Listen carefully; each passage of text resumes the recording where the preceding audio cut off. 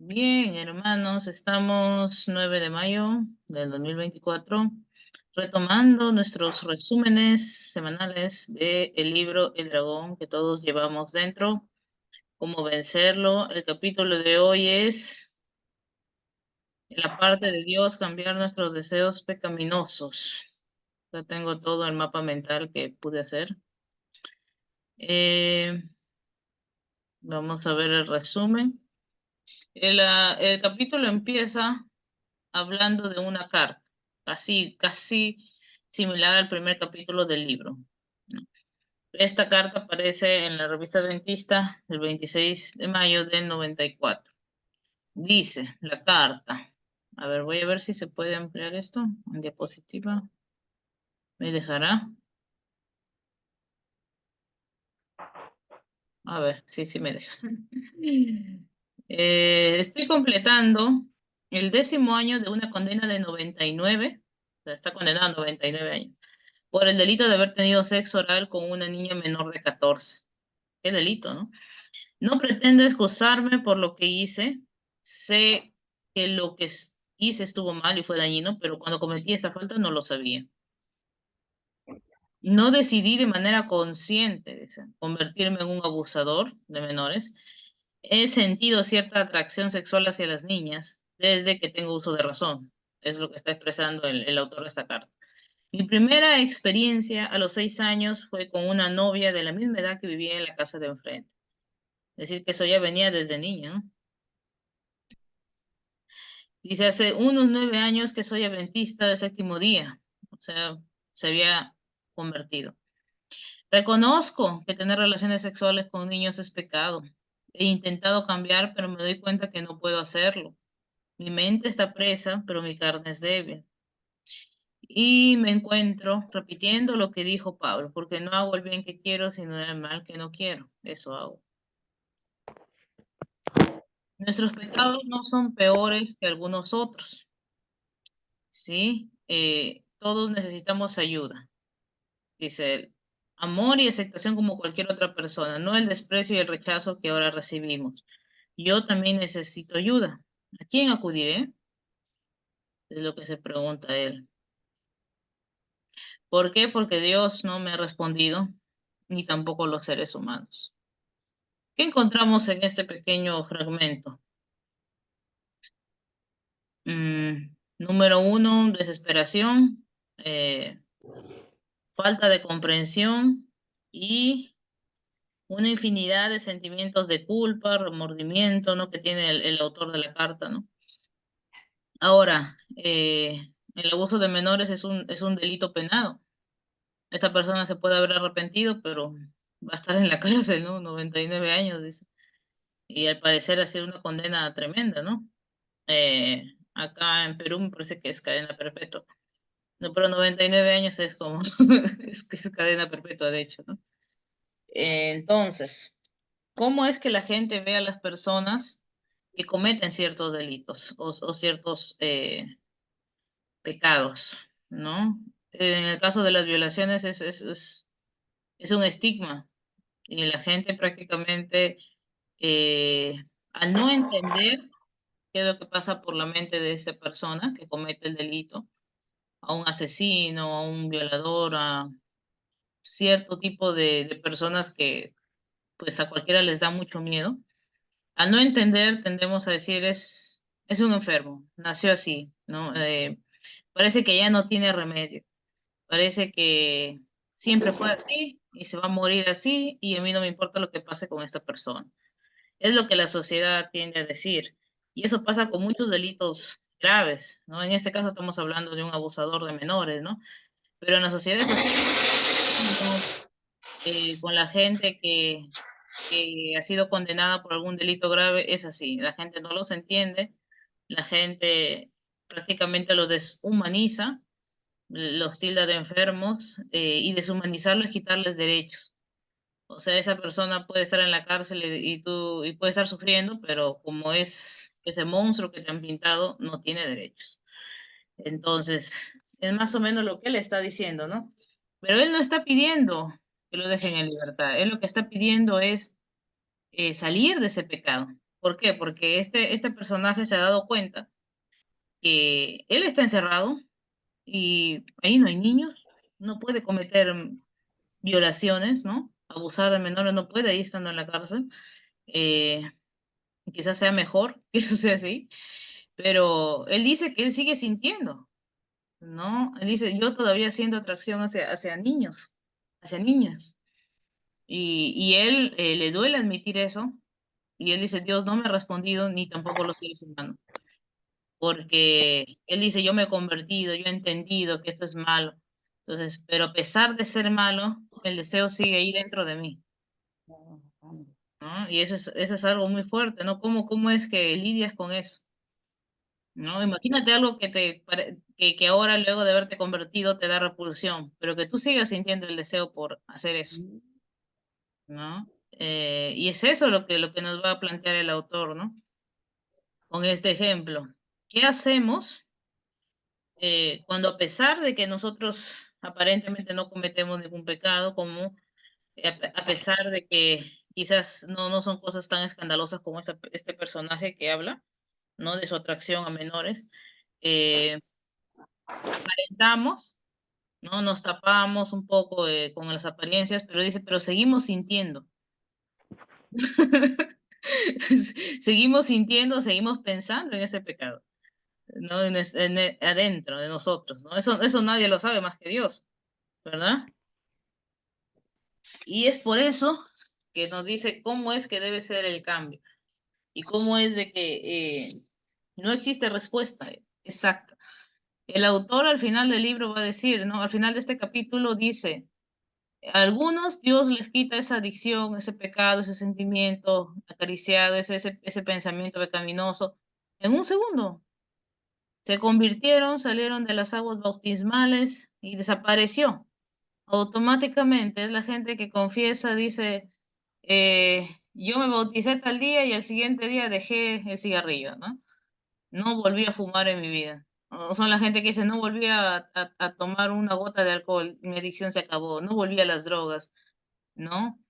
Eh, Dejé las relaciones ilícitas, todo cambió, mi vida cambió, al siguiente día fue una nueva criatura.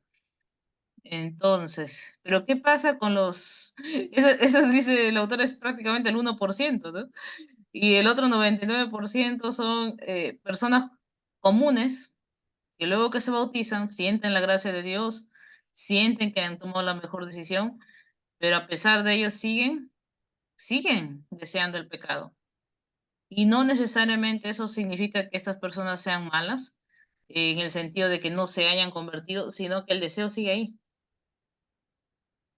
Es decir, ellos no desean defraudar a Dios, ¿sí? Ellos en su mente, ellos dicen, yo no quiero defraudar a Dios, no quiero defraudar a mi padre, pero en sus deseos carnales sigue ahí todo igual. Entonces, vamos a ver. Esto parte, como dice el autor, de una mala comprensión, ¿no? Del pecado. Al final, dice, la gente que se siente así, nosotros que nos sentimos así al no lograr vencer alguna adicción, solo queda una enorme culpa que atormenta al pecador. La pregunta que se hacen las personas es, ¿cómo logro vencer esta conducta pecaminosa luego de aceptar que es mala? Luego de que yo me doy cuenta que es mala, ¿qué hacer? A ver, espérenme acá, envío mensajes. Ya. Dice, ¿qué hacer? ¿Qué hacer? Esa es la pregunta que vamos a responder. Tenemos una mala comprensión de lo que es vencer un acto pecaminoso. Tenemos que comprender que es nuestro carácter el que está dañado y que el pecado es solo un fruto de ello. Entonces, cuando alguien comete algún pecado, algún acto pecaminoso, que se puede ver, que es visible, que es pecado, ¿no? Se aparece alguien muerto, tú apareces con el cuchillo, lo has matado, es visible, la gente entiende que tú lo has hecho. Eh, Aparece una mujer embarazada sin estar casada, ¿no? Se entiende que ha adulterado. Es algo visible, o sea, ya es algo innegable, ¿no? Entonces, a lo que voy, esos son cosas visibles, frutos que se ven. ¿no? Por decirlo así. Exacto. Pero nosotros atacamos solo eso, lo que se ve. Nosotros atacamos, como cristianos decimos, eso está mal, eso está mal, está mal, está mal, está mal. Hacemos una lista, ¿no? Del final del pecado. Pero vamos a ver que el pecado tiene su inicio y no son esos frutos que vemos. Entonces tenemos un error al momento de atacar el fruto y no atacar el inicio, que es la raíz, ¿no? A menos que el carácter cambie, dice, dejaremos de cometer un pecado, pero no lo habremos vencido realmente. Interesante, ¿no? Es decir, que el carácter de la persona, lo que es, lo que piensa, lo que siente, lo que lo define a esta persona como tal, es lo que tiene que cambiar. O sea, el pecado, el acto pecaminoso es un defecto de carácter, es un carácter defectuoso, pecador. Vamos a ver. Un carácter pecaminoso está formado ¿de qué? Pensamientos y sentimientos erróneos, y un carácter virtuoso está compuesto de pensamientos y sentimientos correctos. Ujú. Eso es algo muy interesante, ¿no? No sé si ustedes alguna vez han hecho algo de manera obligada. A ver, ¿nadie? ¿Nunca? ¿Nunca han participado de una actividad que no querían participar? ¿Han ido a un cumpleaños que no querían ir? Sí, Algo que hayan hecho. en ocasiones sí, María Laura. A veces, no por mi parte, no, pero a veces en algunas ciertas ocasiones no he querido ir, pero a veces me sentí obligada a ir, ¿no? Ujú, Y en sí no estaba el querer, pero tenía que hacerlo, ¿no? Tenía que ir por compromiso, ¿no? Y ujú. porque no sabía querer. Pero sí me ha pasado, no pocas veces, pero yo creo que a la mayoría, ¿no? Nos ha pasado. Sí, hacemos cosas por obligación. ¿No? Ese es nuestro problema, ¿no? O sea que yo les pongo ese ejemplo básico de hacer cosas por obligación. ¿Por qué? Porque las hacemos, y las podemos hacer muy bien, pero eso no significa que nuestro carácter haya cambiado. No significa, puede ser que estés mejorando, sí, ¿no? Pero no significa necesariamente que tus pensamientos y sentimientos sean correctos, ¿no? Puede ser, ¿no? Hay gente que da grandes sumas de dinero, ¿no? Los empresarios, las empresas, pero, y son buenas acciones, pero al final sabemos que lo hacen para reducir impuestos, para reducir algunas cosas. Ellos no sienten nada, no tienen pensamientos buenos respecto a eso. Es más, algunos se burlan, ¿no? Mira, tengo que darle a estos pobres, ¿no? Entonces, es a lo que voy, ¿no? Es a lo que voy. Nosotros tenemos que atacar el carácter y cada uno tiene que ser consciente y analizar su carácter. Si voy el sábado a la iglesia, si hago tal obra, si ayudo a tal persona, lo estoy haciendo eso de corazón, de verdad lo siento. De verdad estoy aprendiendo a amar, a aceptar a la gente con sus defectos, o aceptarme también a mí misma con mis defectos, a no querer controlar las situaciones, ¿no? A no querer controlar a la gente. O sea, ¿estoy realmente yo queriendo hacer lo que realmente hago? Esa sería la pregunta a responder, ¿no? Cada vez que vamos a hacer algo por alguien, ¿no? Estoy realmente este sábado queriendo ir a la iglesia a ayudar a mis hermanos, a compartir lo que he aprendido, ¿no? ¿Realmente lo quiero hacer o lo estoy haciendo de forma mecánica porque, bueno, es tradición, ¿no? Es tradición ya mía, ¿no? Entonces, todas esas preguntas nos hacen ver, porque de repente por ahí está, si hay algo que tú no estás queriendo hacer realmente y lo estás haciendo, pregúntate por qué lo estás haciendo.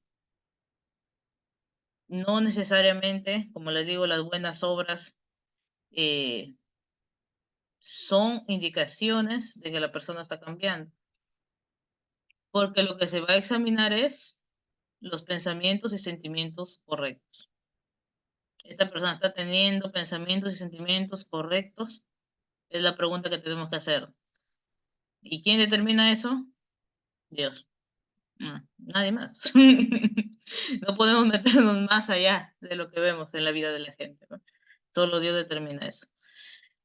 cambio de nuestro carácter requiere cambios en nuestra forma de pensar y en nuestras acciones, ¿no? Tiene que ver mucho eso, nuestra forma de pensar y nuestras acciones. Mm, a la hora, por ejemplo, de ayudar, yo no sé, yo siempre les comento, ¿no? No podemos juzgar, ¿sí? Eh, yo he visto gente que dona, que da, pero por detrás está juzgando, ¿no? Esta persona, ¿para qué le voy a dar? O, o esta persona puede trabajar, ¿para qué le voy a dar? Esta persona puede hacer tal cosa. O esta persona es una viciosa, ¿para qué le voy a ayudar? Esta persona se lo va a gastar en drogas, todo lo que le doy. Existe esta tendencia. Muchas veces son afirmaciones ciertas, muchas veces son afirmaciones tendenciosas que creamos en nuestra mente. Puede ser lo que sea, ¿sí?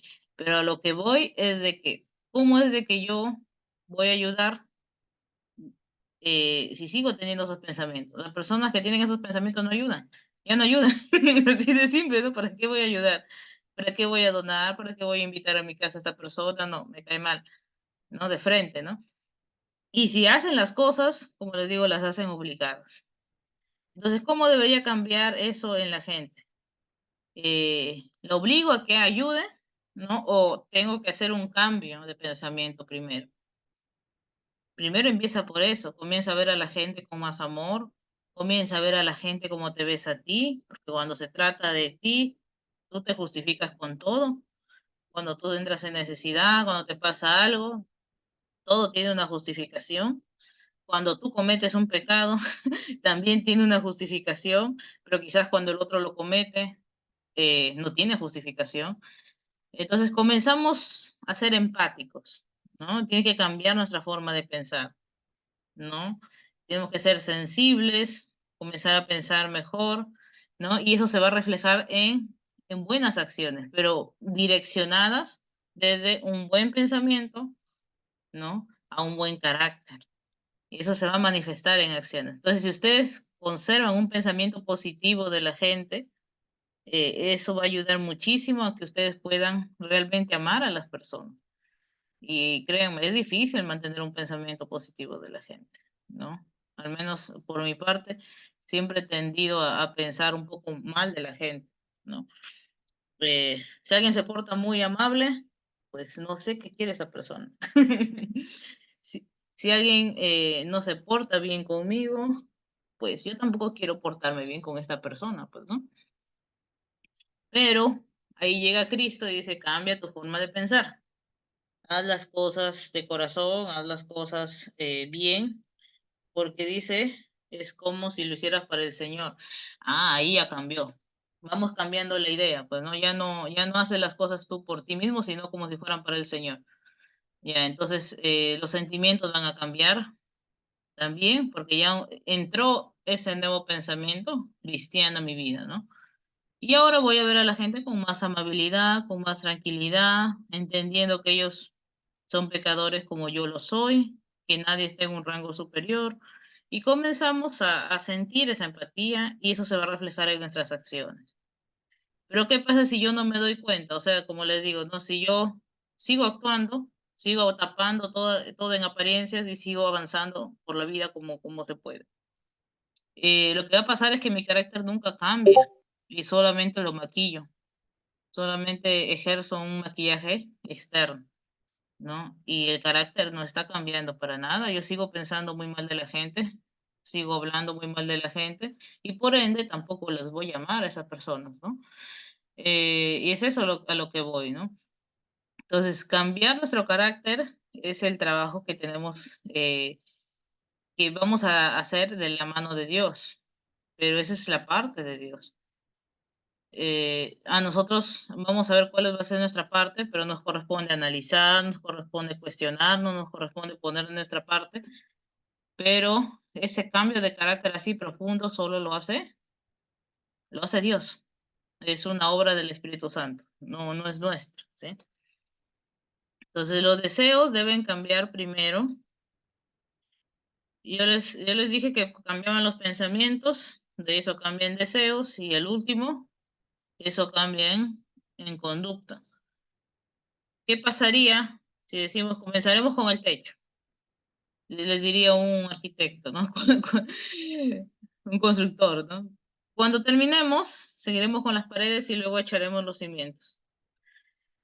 ¿Confiarías en ese constructor que te dijera eso? Estaría loco, ¿no? Estaría loco si dice eso. ¿Cómo vas a comenzar con el techo y los fundamentos dónde? ¿Los cimientos dónde?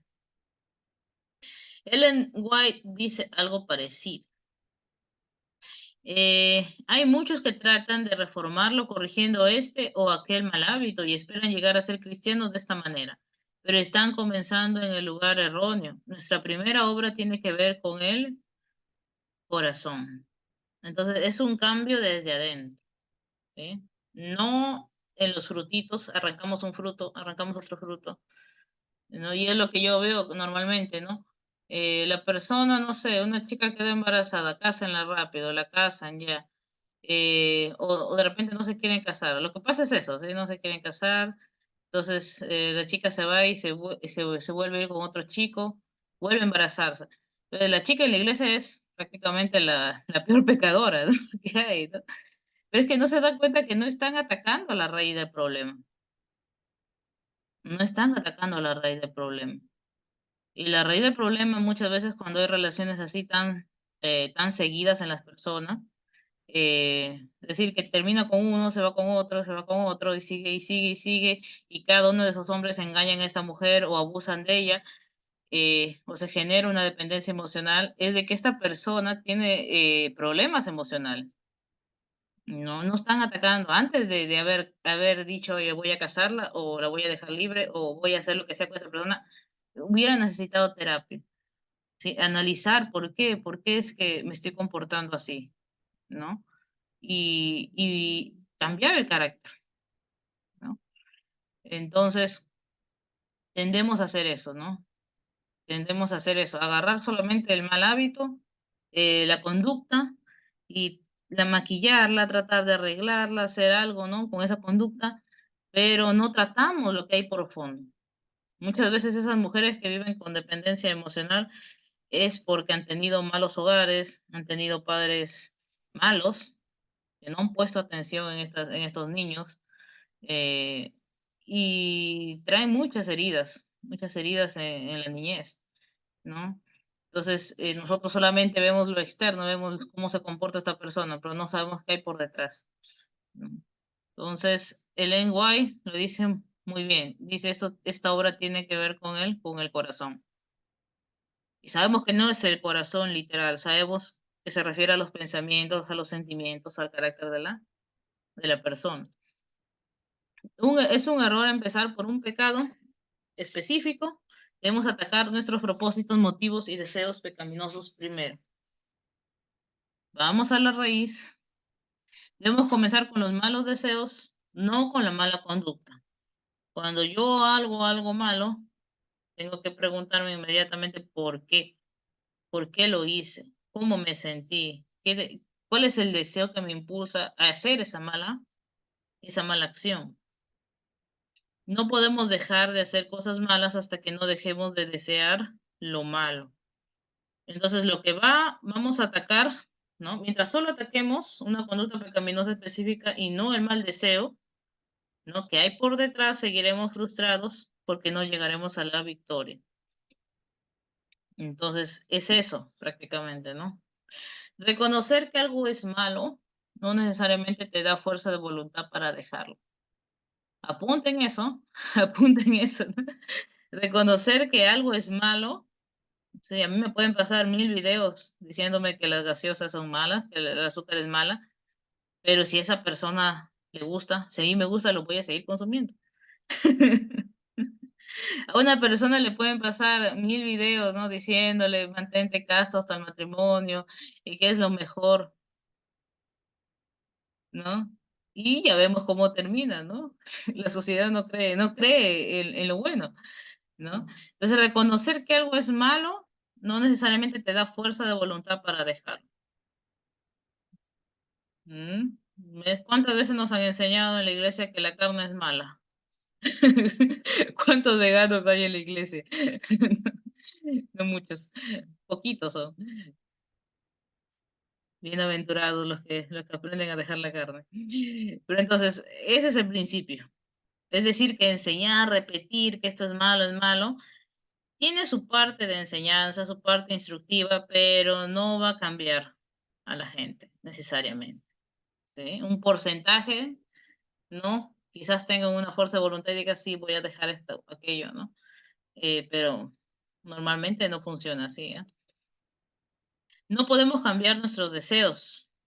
Principio fundamental del libro sobre los 12 pasos de los alcohólicos anónimos. Este es un principio fundamental que nos dice, somos absolutamente incapaces de cambiar nuestros malos deseos. Entonces, ellos se repiten ese principio cuando están en terapia. ¿Cuál es ese principio, hermanos? Yo lo puedo todo, en el nombre de Cristo yo todo lo puedo. Es cierto que en el nombre de Cristo todo lo puedo, pero a veces, muchas veces en las iglesias se vuelve algo muy motivacional, algo muy endulzado y no aterrizado, ¿no? Y este principio a mí me gusta mucho, ¿no? Porque te dice, somos absolutamente incapaces de cambiar nuestros malos deseos. ¿Por qué? Porque ¿qué hace el alcohólico? ¿Qué hace aquella persona adicta? Una vez deja de tomar, una vez deja, supone que se va al bar, ¿no? Y viene alegre, ¿no? No tomé, ¿no? Vencí la tentación, ¿no? ¿Qué hace esta persona? Se descuida, ya no piensa, ya no trabaja en sus sentimientos, ya no va a terapia, ya no va al grupo, y está tranquilo porque dice, ya lo vencí, porque eso era lo que tenía que vencer, entonces ya lo vencí una vez, ya la próxima vez lo voy a seguir venciendo. Y se descuida. ¿Por qué? Porque no recuerda ese principio. Por eso que los alcohólicos, los adictos tienen que recordar, somos absolutamente incapaces de cambiar nuestros malos deseos. Una vez alcohólico, dicen ellos, alcohólico para siempre. Entonces nosotros tenemos que recordar eso. Una vez pecadores, naturaleza pecaminosa para siempre, ¿no? Tenemos que recordar que somos incapaces de cambiar nuestros malos deseos. Existe esa incapacidad en mí.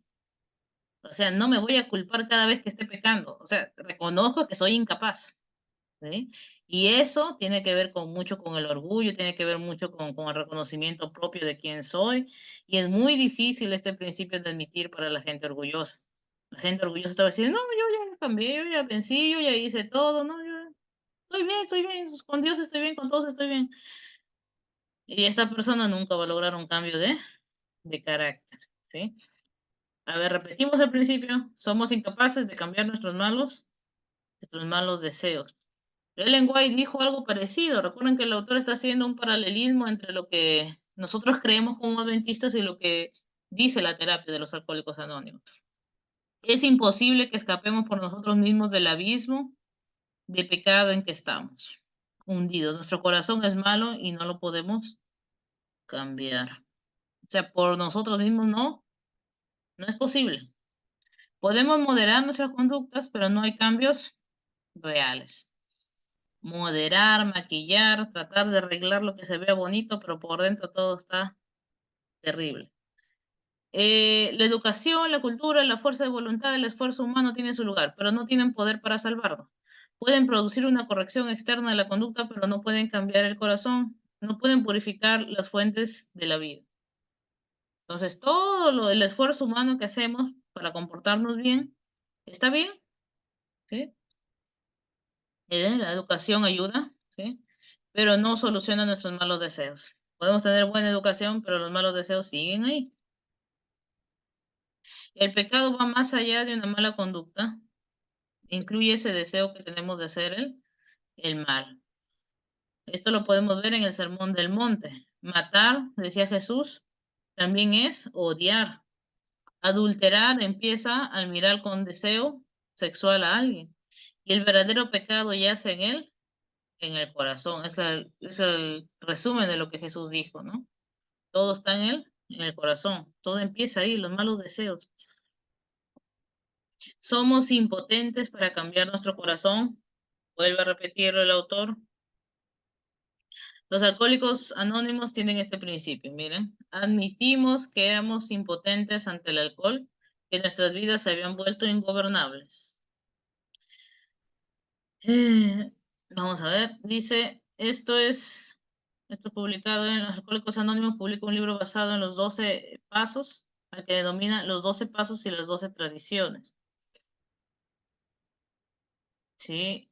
Y acá nos dice en la cita, nuestros consejeros dijeron que éramos víctimas de una obsesión mental tan sutilmente poderosa que ninguna fuerza humana la podría romper. Imagínense, o sea, ustedes, ya que están estudiando el libro, ustedes ya, o al menos ya no ven a los alcohólicos, a los abusadores como alguien diferente a nosotros. No voy a decir, oye, yo no soy un abusador de niños, yo no soy un alcohólico. No, yo soy como ellos. Ah, duele decirlo, ¿no? A veces nos encanta clasificar pecados, ¿no? Y a veces decir, oye, pero yo soy como esta persona, no. No, tenemos que aprender a ser humildes y admitir que somos iguales, ¿sí? Sí, no hacemos igual daño que ellos, pero en naturaleza somos iguales. Si en una situación determinada yo puedo llegar a ser un abusador, en una situación determinada yo puedo llegar a matar a alguien, tengo el potencial para hacerlo, ¿sí? Nuestros consejeros dijeron que éramos víctimas de una obsesión mental. Entonces, muchos tienen obsesiones mentales con el alcohol, otros tenemos obsesiones mentales de otro tipo, tan sutilmente poderosa que ninguna fuerza de voluntad humana podría romper. Interesante. A ver, colocáramos ahí nuestra adicción, nuestra obsesión ahí, este consejo duele, ¿ah? Que te digan, tienes una obsesión que no tiene cura, es un cáncer terminal, está ahí, no tiene cura y no tienes poder alguno para hacer algo. Qué impotencia, ¿no? O sea, ustedes ahora leyendo esto podemos entender al autor de la carta, ¿no? De la primera carta del capítulo 1 y de este capítulo también, del capítulo 21, que decía, no sé qué hacer, o sea, se dan cuenta de su incapacidad y dicen, estoy perdido, ¿no? Dios nunca más me va a perdonar, estos malos deseos quiero que se vayan, pero no se van. Entonces, una desesperación, entran en pánico, ¿sí? Entonces, es una obsesión, dice, mental, tan poderosa, dice que ninguna fuerza de voluntad humana podría romper. A ver si ponemos eso ahí, ponemos nuestro pecado, sería interesante ver, ¿no? Cómo nos desesperaríamos. Todos somos presos de una obsesión, lo que quiere decir el autor. Una obsesión es un deseo del cual uno no puede librarse y su fuerza de voluntad no puede hacerla desaparecer. Sí, es una obsesión. La gente, no sé si ustedes han visto, ¿no? Las personas que terminan, vuelven, terminan, vuelven, terminan, vuelven en las relaciones, sufren de una obsesión. Están obsesionados con otra persona. No necesariamente es amor, es obsesión. ¿No? Y uno desde afuera es fácil verlo y juzgar, dice, no, oye, pero esta persona, mírala, pues, ¿no? Otra vez volviendo, ¿no? Con esta persona, todo el tiempo se queja de su pareja y otra vez vuelve con esa pareja. Es una obsesión, no tiene fuerza para desaparecer esa obsesión, ¿no? Y nosotros somos así con otras cosas diferentes, que quizás son más pequeñas, que quizás no son tan, no producen un daño así enorme, pero están ahí, son obsesiones. Su fuerza de voluntad no puede desaparecer esta obsesión. ¿Se ha quedado usted alguna vez en su cama sin poder dormir pensando qué hará o qué dirá la próxima vez que vea a la persona que lo trató mal el día anterior?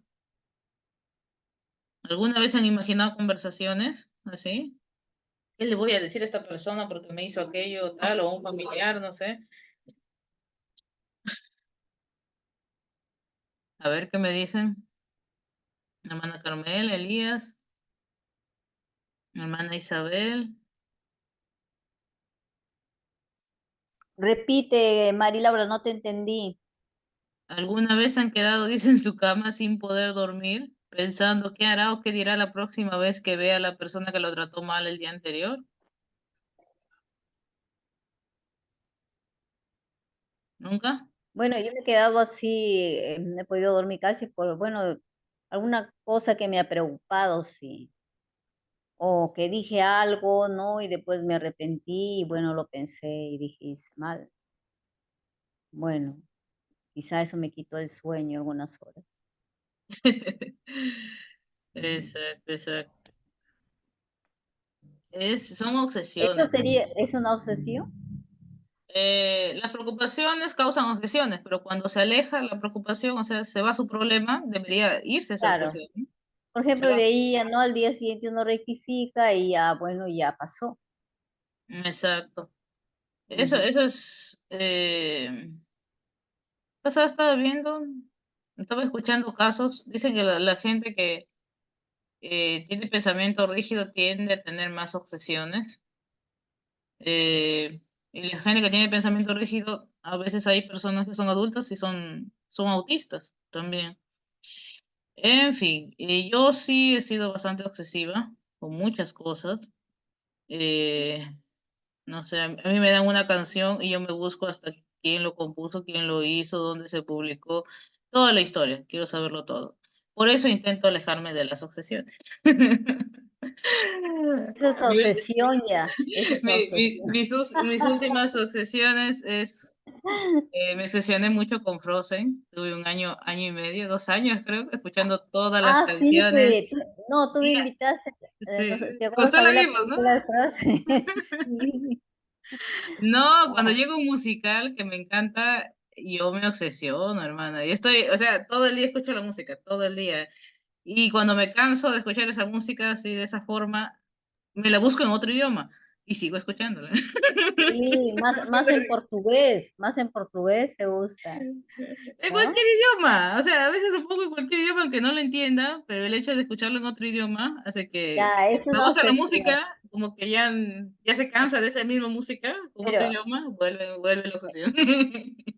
es una obsesión buena, sí. Es buena en A ver, parte, pero ah, te mantiene animada. Yo lo siento así porque ya me he analizado ya mi vida.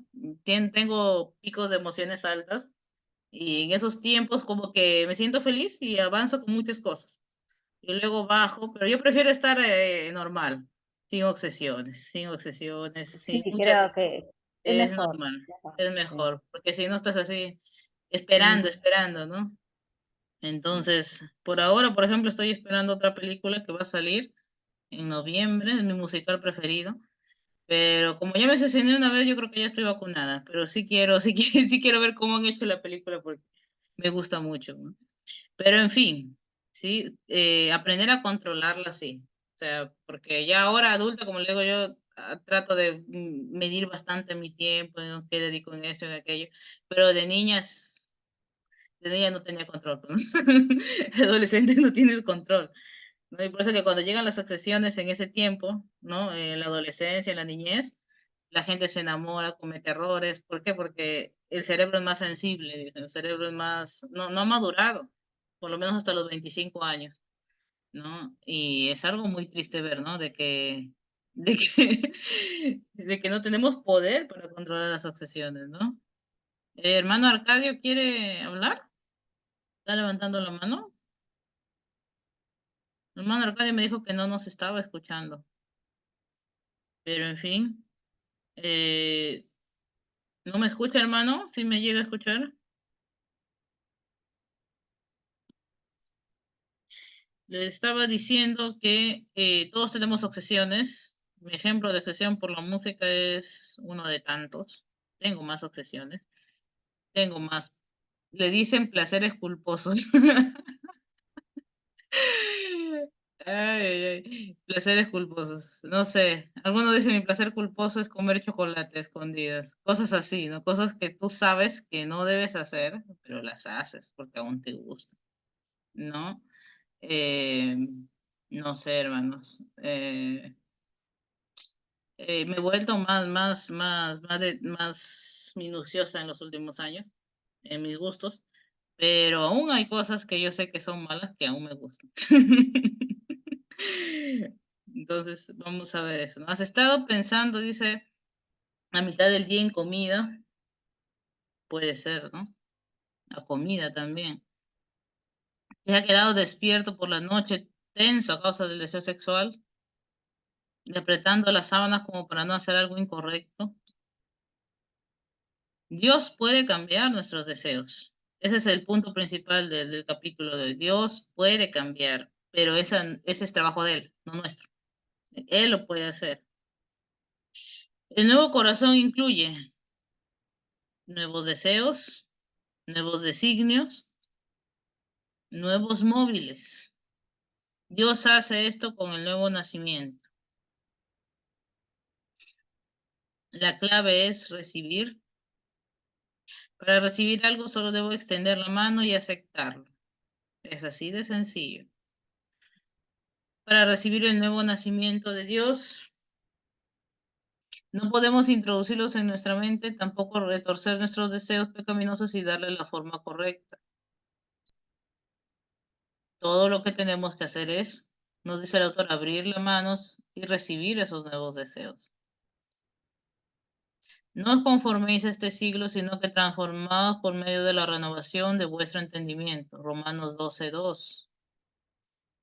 ¿Qué implica un nuevo nacimiento? La transformación de la mente es otra manera de describir el nuevo nacimiento. Dice, este es un cambio espiritual mental que reorienta tus deseos, tus propósitos y motivos. Apunten eso. Es que cuando realmente, yo no sé si ustedes se han dado cuenta, cuando realmente estudiamos la Biblia, estudiamos los mensajes que encontramos en ella, hay mucha cosa que no entendemos. Sí, yo no sé si ustedes han pasado a leer en la Biblia y al menos yo, las genealogías, por ejemplo, de Jesús, que se habla en de la primera página de Mateo, es aburridísima. Las genealogías que se hablan en el Antiguo Testamento no las entiendo. Las pasamos, nos quedamos con lo que entendemos, ¿no? Pero dentro de todo lo que entendemos, lo que decía el autor es hacer un estudio reflexivo de lo que entendemos. Por ejemplo, yo encuentro en el Antiguo Testamento un Dios poderoso, un Dios que se manifiesta, un Dios un poco enojón, cada rato se enoja con el pueblo y a cada rato quiere matarlos a todos y a cada rato Moisés está intercediendo. Eh, Existen leyes que no entiendo, que no sé por qué se dieron en ese contexto. Entiendo algunas sí, otras no. Eh, en el Nuevo Testamento, Jesús viene a ser una revelación. Los teólogos dicen que a través de Jesús debemos reorientar toda la interpretación que tenemos del Antiguo Testamento. A veces es un poco difícil porque Jesús llega y se comporta a veces de una forma muy pasiva y otras veces de una forma muy directa. Tú lo examinas toda la historia y es una contradicción así. ¿Quién eres realmente? Es algo así, ¿no? Que yo le diría a Jesús, decídete, ¿quién eres? Y es un rompecabezas. Para mí es un rompecabezas ir estudiándolo así, sin nada más, sin que me digan, oye, esto significa que, aquello. Sin estudiar doctrina, estudiar solo la Biblia, ¿no? Y yo creo que ustedes se han chocado con eso. A la gente, por ejemplo, el sermón del monte lo maquilla, ¿no? Dice, no, bienaventurado, ¿no? Pon la otra mejilla, esto, ¿no? Estás diciendo que hagas aquello. Jesús les estaba diciendo que prácticamente sean sumisos, sean pacientes. Y nosotros no hacemos eso, ¿no? Jesús estaba dejando advertencias bien claras. El que quiere seguirme va a morir, va a tomar su cruz, va a seguirme. ¿Qué llamado es ese? O sea, ¿quieres ser cristiano? Vas a morir. Ese es tu final. El final del cristiano es dejarse morir como Jesús se dejó morir, sacrificarse por su prójimo. Ser como Jesús, ser literalmente como Jesús fue en la tierra sería ser un nómade que camina predicando el evangelio sin tener una sola posesión, sin tener una casa, sin tener dónde recostar la cabeza y vivir así como iban los discípulos, de pueblo en pueblo, esperando que por gracia la gente te dé algo de comer.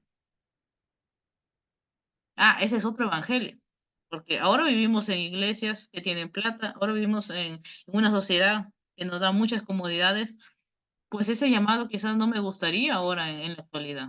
Yo lo veo y me asusta. Es un llamado bastante profundo, pero eso es la esencia del evangelio es esa. Ahora tú ves hasta qué nivel llegas. Pero la esencia del evangelio es ven y sé como Jesús. Y cuando yo veo a Jesús, pues me espanto, me asusto, digo, ¿qué va a pasar acá, no? Pero a lo que voy es eso, o sea, Jesús llega a tu vida y te dice, tienes que amar a la gente, tienes que pensar de esta forma, ya tienes que amar realmente. Si estás insultando a la gente, no estás amándola, estás matándola. Si estás haciendo aquello, si estás mirando con deseo para codiciar a alguien, ya estás adulterando, ¿sí? Eh, todo tipo de cosas llegan a tu mente. Entonces, eh, ¿cómo empieza el cambio en el cristiano? Entendiendo las enseñanzas de Jesús. Es algo muy, muy importante. Entonces, todo empieza con los pensamientos, reordeno mis pensamientos, qué era lo que yo pensaba antes, ¿no? Por ejemplo, en Santiago, qué era lo que yo pensaba de los pobres. Lo que la sociedad piensa de los pobres es a veces muy feo, muy duro. El pobre es pobre porque quiere, el pobre es visto como un delincuente, quizás.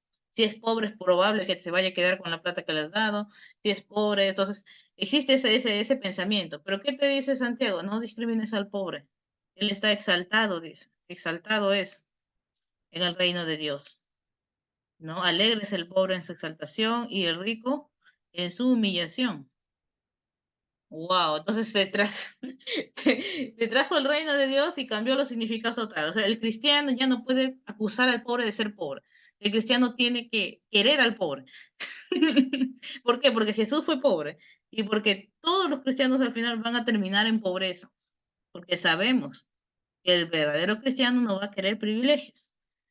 Entonces tu mente se reordena, ¿no? Ah, mira, ya no tengo que pensar así de la gente pobre. ¿No? Tengo que pensar de otra forma y existe un cambio en la cabeza, ¿no? Entonces, comienza cambiando el pensamiento, cambia el deseo y cambia la conducta. Entonces, ya cómo yo voy a ver a las personas de esa manera si Cristo me está diciendo que él mismo fue pobre. Ya no voy a juzgar de esa manera tan dura como los juzgo ahora, ¿no? Entonces, eso es lo que cambió el propósito de esta persona, ¿no? Y la motivación también cambia. Pero pasa algo importantísimo, ¿no? Lo que vengo repitiendo, nos tenemos que estudiar la Biblia así como está, solos, con ayuda del Espíritu Santo, con ayuda de líderes religiosos, pero siempre teniendo un sentido común. Nosotros siempre buscando nosotros la verdad, no quedándonos con lo que nos dicen, ¿sí? Entonces, la gente que se queda con lo que dice el líder espiritual es trágico.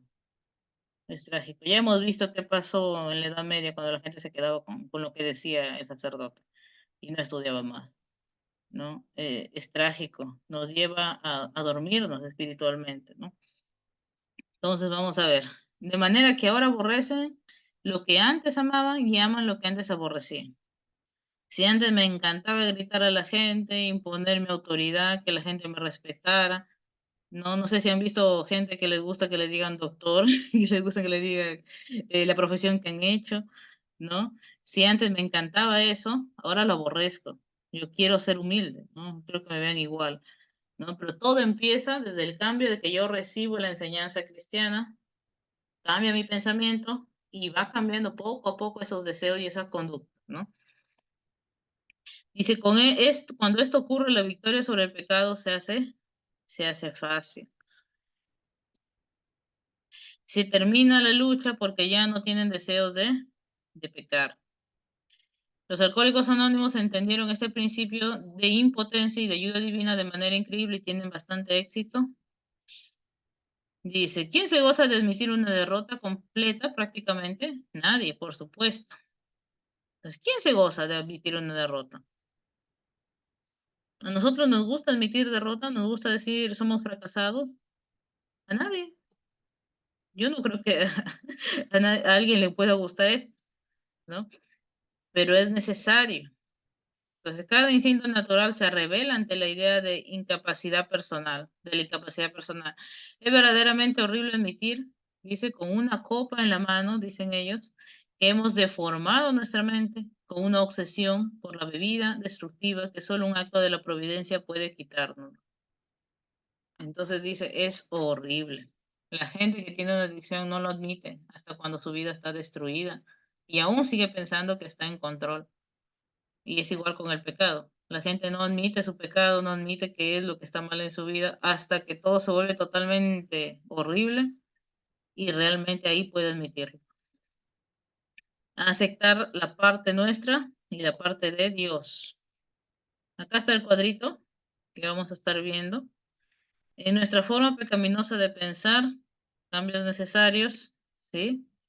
La convicción Dios nos muestra nuestros pecados, es la parte de Dios, pedirla, hablar, investigar, hemos visto en los capítulos pasados, y ahora, luego que Dios nos ha mostrado nuestros pecados, luego que nos ha dicho que somos orgullosos, impotentes, egoístas, sin voluntad alguna, fracasados, todas las palabras tenemos que decir, procesarlas en nuestra mente, viene la conversión. Dios ahora va a cambiar nuestros deseos. Pero como le digo, todo es un paso. Ya hemos visto la primera parte, ¿no? Entonces, Dios nos muestra nuestros pecados a través de la Biblia, a través de la reflexión bíblica, a través de otras personas también nos muestra.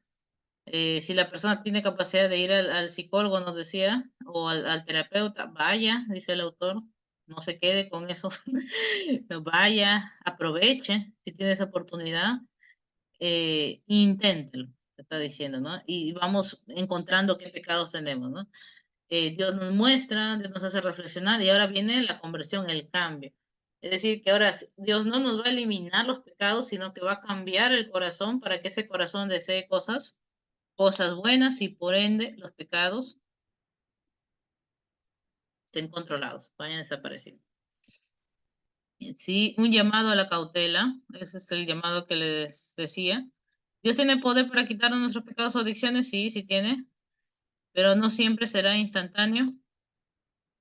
Muchos lo logran fácilmente, aún así no existe persona alguna que haya vencido absolutamente todas sus tentaciones.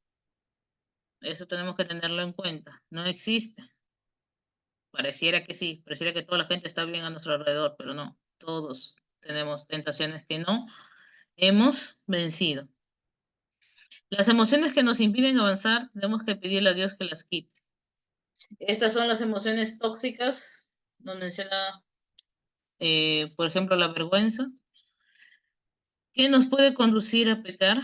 ¿Cuándo nos puede conducir a pecar la vergüenza? Cuando está en sus niveles desmedidos.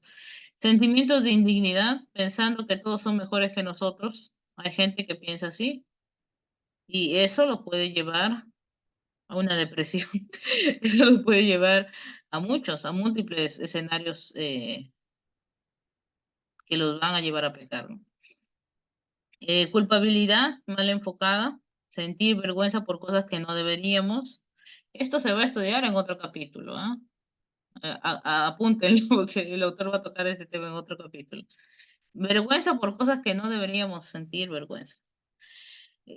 Actuar sin vergüenza alguna. Hay gente que actúa, dice, sin ninguna vergüenza y lo hacen para esconder lo avergonzados que se sienten, ¿no? Es como que no me digan nada, ¿no? Yo soy así. Y en realidad sí sienten vergüenza de cómo son. El temor. Cuando se vuelve perjudicial el temor, cuando nos impide hacer lo que somos perfectamente capaces de realizar. Cuando existe un temor desmedido que no nos permite seguir con nuestra vida, ¿no? En la parábola de los talentos, Jesús lo explica. Tuve miedo y fui y escondí tu talento. Mateo 25:20. Por temor, él no aprovechó lo que Dios le había dado. Cuando esa ansiedad subyacente no te deja avanzar, cuando ya es demasiado el temor. La base de toda adicción son esas emociones, el temor y la vergüenza. Ahora acá hay un círculo vicioso. El adicto casi siempre siente intensa vergüenza por su conducta, obsesivo-compulsiva. Es decir, todos los que se declaran adictos, todos sabemos que tenemos actos pecaminosos dentro de nosotros, no los vamos a admitir en público. Porque la vergüenza se esconde, todo eso se esconde, ¿sí? Se siente mucha vergüenza, ¿sí? Y anhela desesperadamente abandonar ese accionar. Muchos adictos adoptan precauciones extremas para esconder su adicción por la vergüenza que sentirían si el mundo se enterara. Interesante, ¿no? Entonces lo esconden, ¿no? No sé,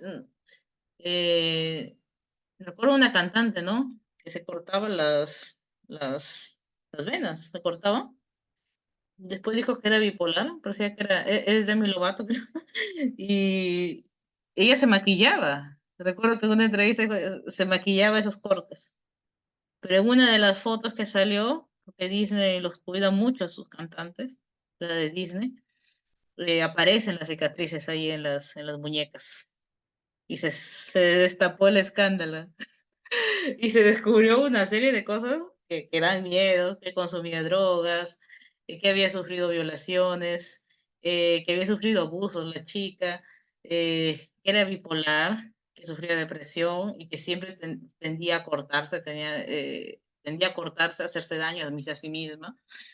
Y bueno, ella sentía vergüenza, ella escondía todo eso, pero tú la veías y parecía que no pasaba nada con ella. Era una excelente actriz, excelente cantante, vivía su vida tranquila, había logrado un montón de cosas y por dentro todo estaba destruido, ¿sí? Entonces toman precauciones, esconden todo, ¿sí?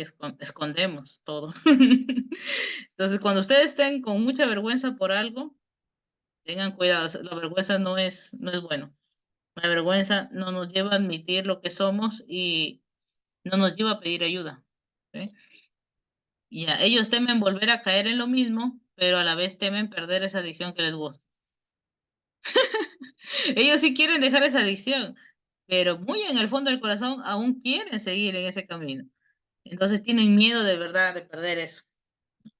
Es un círculo vicioso. Tienen miedo a volver a caer, pero tienen miedo a dejar de hacerlo. Es tremendo. Por eso le dicen que estas obsesiones son muy fuertes. Al final no debemos luchar por vencer solo esa mala conducta, sino desear, no desear, sino por no desear esa mala conducta, ¿sí? Primera de Pedro 1:3. Como todas las cosas que pertenecen a la vida y a la piedad nos han sido dadas por su divino poder mediante el conocimiento de aquel que nos llamó por su gloria y excelencia, por medio de las cuales nos ha dado preciosas y grandísimas promesas para que por ellas llegaseis a ser partícipes de la naturaleza divina, habiendo huido de la corrupción que hay en el mundo a causa de la concupiscencia. Y con ese versículo terminamos. Todas las cosas pertenecen a la vida, ¿sí? Eh, que pertenecen a la vida y a la piedad nos han sido dadas por su divino poder. ¿Existe poder en Cristo para vencer las adicciones, el pecado? Sí, sí existe. Se nos da sabiduría a través de las escrituras, a través del Espíritu Santo que llega a nuestra vida también. Tenemos muchas promesas que Dios nos ha dejado para que lleguemos a ser partícipes, ¿no? De esa naturaleza divina. Pero tenemos que deshacernos de esas emociones perjudiciales, la vergüenza, el temor. Tenemos que examinar nuestra conducta y ver qué cosas están bien, qué cosas están mal y hacernos la pregunta ¿por qué? ¿Por qué? ¿Por qué? ¿Por qué? Porque es necesario que nosotros mismos encontremos la verdad de por qué hacemos estas cosas mal, ¿sí?